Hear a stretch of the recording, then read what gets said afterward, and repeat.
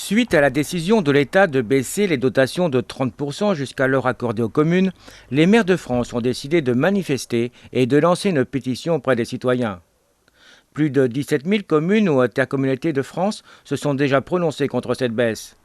Concrètement, pour la FOissière, la baisse de dotation s'élève à 300 000 € par an et le coût annuel supplémentaire de 110 000 € lié au transfert des compétences vers les communes, comme le TAP ou l'instruction d'urbanisme. Eh bien, nous participons à la journée nationale organisée par l'Association des maires de France pour sensibiliser les citoyens, nos habitants, sur la baisse des dotations d'État qui vont singulièrement pénaliser les communes. C'est national aujourd'hui et on participe effectivement à ce mouvement.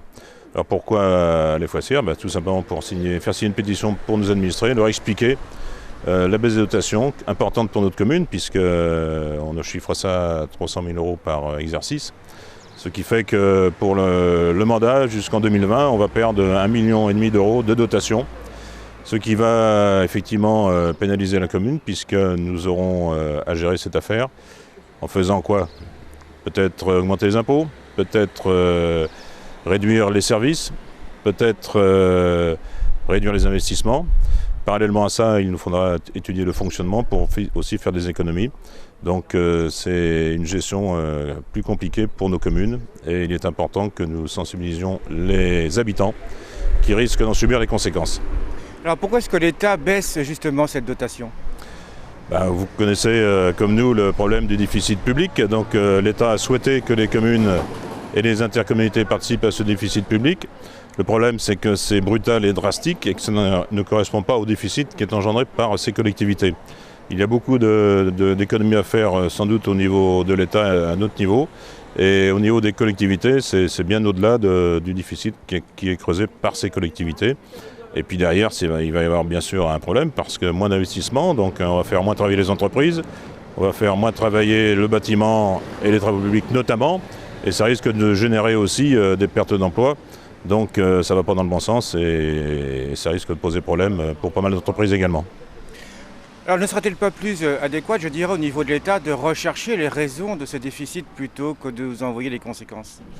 Les raisons du déficit, on les connaît peut-être, et c'est pas d'aujourd'hui. Donc je crois qu'il y a des économies à faire, effectivement. L'État en est conscient. Sauf quand on a des chiffres qui sont avancés sur certaines choses au niveau de l'État, ça nous fait un peu frémir. Il y a des dépenses inconsidérées.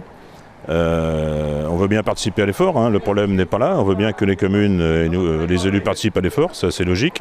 Mais on souhaite que ça soit moins brutal, que ça soit plus étalé dans le temps pour qu'on puisse se retourner, puisque là on est mis devant le fait accompli. Alors je dirais, moi aussi brutalement un petit peu, pourquoi n'arrêtons pas de gaspiller l'argent public ? Alors gaspiller l'argent public, c'est vous qui le dites. Je pense que dans les communes ici, nous sommes assez vertueux. Et je crois qu'on dépense de l'argent à bon escient pour précisément nos populations, pour amener des services à nos communes. Et si on supprime ces services, je crois que les habitants sont pénalisés et ce n'est pas ce qu'on recherche. Donc je crois que dans les communes de France, d'une manière générale, on est assez vertueux. Alors, je ne pensais pas trop aux communes, mais plutôt à l'État. Là, je crois qu'il y a effectivement des efforts à faire. Quand on voit ce que coûtent certaines décisions d'État aujourd'hui, quand on voit l'organisation des assemblées parlementaires, par exemple, quand on voit certaines institutions dont on se demande quel est leur fonctionnement réel, je crois qu'à ce niveau-là, effectivement, il y a beaucoup d'économies à faire. Et j'espère que l'État saura aussi en faire à ce niveau-là et montrer l'exemple. Parce qu'on a besoin aujourd'hui d'un État exemplaire. Et on souhaite que cet exemple soit suivi derrière, mais on a besoin aussi de cet exemple en haut lieu. Et est-ce que la population, les citoyens français en sont conscients ? Je ne pense pas. Je ne pense pas. C'est donc pour cela que cette manifestation a lieu. L'Association des maires de France veut sensibiliser, je le disais, les habitants à ce problème. Et c'est une première action, une journée nationale, qui sera suivie par d'autres communications.